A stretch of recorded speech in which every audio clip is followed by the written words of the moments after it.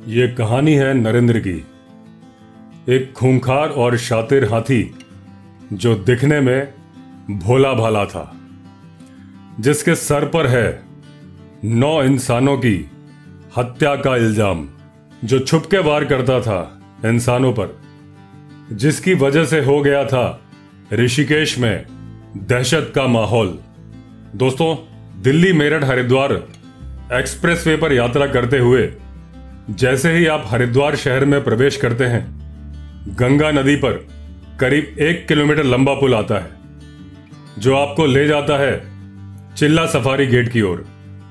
अगर आप उस पुल की तरफ ना जाएं और सीधे ही आगे बढ़ जाएं हर की पौड़ी की ओर, तो आगे राजाजी राष्ट्रीय उद्यान की रानीपुर, बेरीबाड़ा, धौलखंड और मोतीचूर वन श्रृंखलाएं हैं। रायवाला के आगे जैसे ही आप ऋषिकेश बाईपास पर आगे बढ़ते हैं, चंद्रभागा नदी इस वन मंडल को नरेंद्र नगर वन मंडल से अलग करती है। यहीं से एक दुष्ट हाथी नरेंद्र की कहानी शुरू होती है। इसका नाम नरेंद्र भी इसलिए रखा गया था क्योंकि जिस इलाके में यह वारदात करता था, वो इलाका ऋषिकेश और नरेंद्र नगर वन मंडल में आता था। हाथियों की उपस्थिति समय समय पर हरिद्वार और ऋषिकेश कस्बों में और उसके आसपास देखी जाती है। हाथी आमतौर पर स्वभाव से शांत होते हैं और अपने आप में मगन रहते हैं, और एक ही सिद्धांत पर यकीन रखते हैं कि शांति से रहोगे तो कुछ बोलेंगे नहीं, अगर छेड़ोगे तो छोड़ेंगे नहीं। लेकिन नरेंद्र सिद्धांतहीन था। वो बिना छेड़े भी किसी को छोड़ता नहीं था। ज्यादातर हाथी मॉक चार्ज करते हैं अपने बच्चों को बचाने के लिए।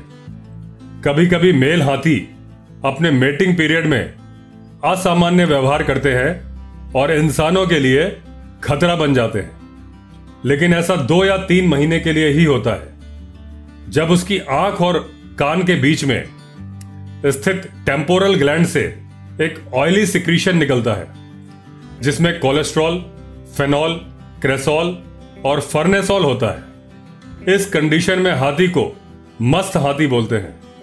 मस्त हाथी ही इंसान के लिए खतरा होता है। नॉन मस्त हाथी इंसानों के लिए खतरा नहीं होते, लेकिन नरेंद्र नॉन मस्त हाथी होते हुए भी बहुत बड़ा खतरा था। 10 फरवरी 2011 की सुबह थी। क्षेत्र की निवासी सीता देवी ने अपने सामान्य घरेलू कामों को समाप्त करके मवेशियों के लिए चारा इकट्ठा करने के लिए जंगल में जाने का फैसला किया। जंगली हाथी की मौजूदगी से अनजान सीता देवी घास काटने में व्यस्त थी। तभी एक अजीब सी आवाज सुन के वो चौंकी, लेकिन देर हो चुकी थी। वो नरेंद्र की पहली वारदात थी। वारदात करने के बाद हाथी नरेंद्र शातिर तरीके से हाथियों के झुंड में शामिल हो जाता था। यह हाथियों का झुंड ऋषिकेश के बाहरी इलाके में एक हर्बल गार्डन के पास दिखाई देता था। शुरू की हत्याओं को वन विभाग ने ह्यूमन एलिफेंट कॉन्फ्लिक्ट समझा, लेकिन जब हाथी ने 3 अक्टूबर को अपने 7वें शिकार अव्वल सिंह पर बेहद शातिराना हमला करके उनकी हत्या की, तब नरेंद्र को रोग एलिफेंट यानी दुष्ट हाथी का दर्जा दिया गया।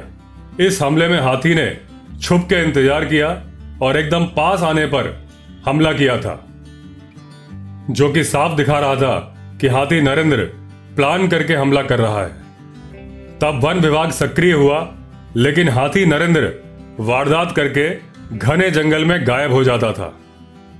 जब हत्यारे हाथी को पकड़ने के सारे प्रयास विफल हो गए, तो उत्तराखंड के वन विभाग ने मदद के लिए आसाम से दीपेन कालिता, जो कि अनुभवी हाथी पकड़ने वाले थे और कई दुष्ट हाथियों को पकड़ चुके थे, साथ ही एक अनुभवी महावत रावा को भी बुलाया गया।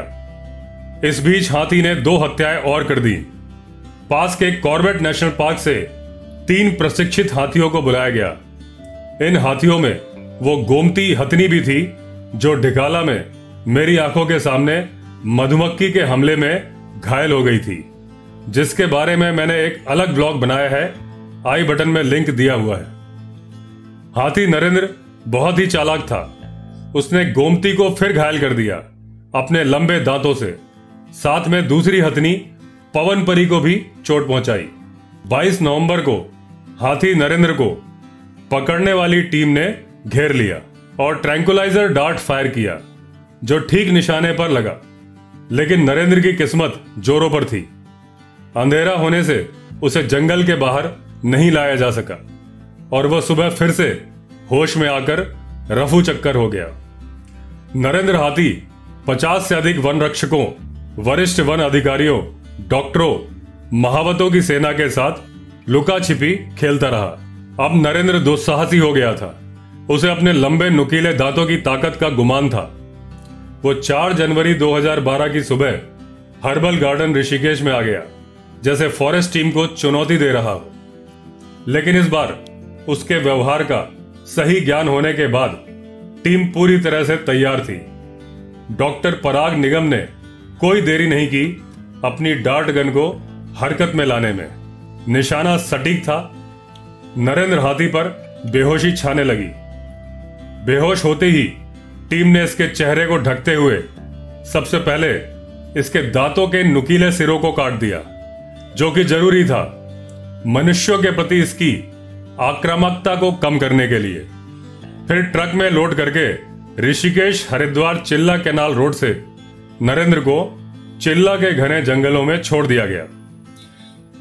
यही समय था जब इस हाथी का नामकरण नरेंद्र किया गया। उसके बाद 3 साल तक हाथी नरेंद्र किसी को नहीं दिखाई दिया। फरवरी 2015 में फील्ड डायरेक्टर मिस्टर खाटी ने मोतीचूर चिल्ला रेंज में इस हाथी को देखा और उसकी फोटो क्लिक की। इसके कटे हुए दांत फिर से बढ़ने लगे थे, लेकिन अब हाथी नरेंद्र मनुष्यों से दूर रहता है, क्योंकि वो जान चुका है कि इस धरती का सबसे खतरनाक जानवर इंसान है। इंसान से बेवजह उलझो तो ये सिर्फ पकड़ता नहीं है, दांत भी काट लेता है। अब नरेंद्र सुधर गया है और शांति के साथ जंगल में जीवन यापन कर रहा है। और शांति किसी हथनी का नाम नहीं है। दोस्तों, कहानी पसंद आई हो तो चैनल को सब्सक्राइब किए बिना मत जाइएगा। चलिए फिर मिलेंगे, तब तक के लिए all the best. Vande Mataram.